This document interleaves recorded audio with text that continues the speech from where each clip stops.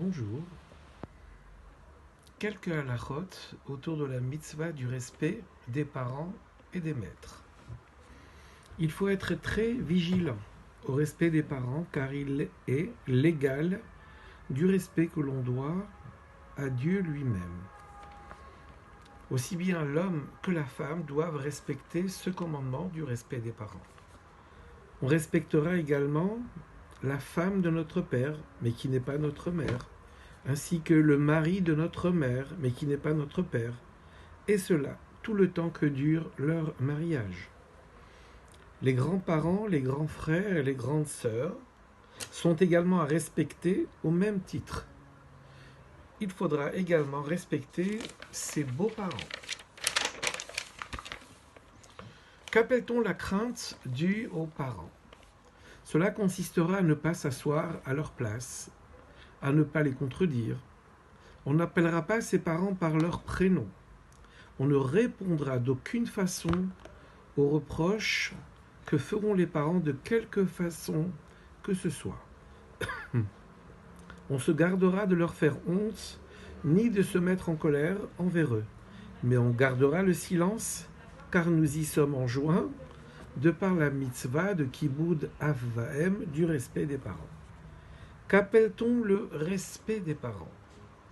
On se souciera de les vêtir, de les nourrir, et cela de bonne grâce. Un père qui renonce aux marques de respect qui lui sont dues pourra le faire. On tâchera cependant de ne pas déranger leur quiétude, ni leur sommeil, si ce n'est que pour aller à la synagogue ou pour une mitzvah.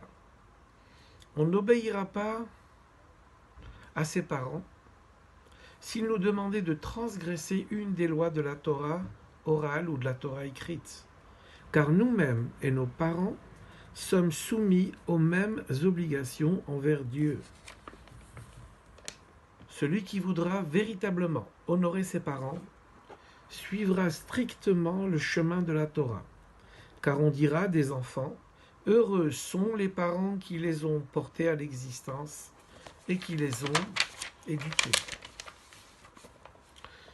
On respectera et honorera la mémoire de ses parents même après leur disparition. On respectera énormément nos maîtres, car par leur enseignement, ils nous mèneront vers le monde futur. On ne les méprisera pas, on se lèvera devant eux. Voilà, que Dieu nous aide à pouvoir respecter ces quelques consignes-là. Et c'est comme ça qu'à notre tour, nous pourrons éduquer des enfants qui, à leur tour, pourront respecter toutes ces consignes-là. Et c'est ainsi que la paix prévaudra dans le monde avec l'aide de Dieu. Au revoir à tous.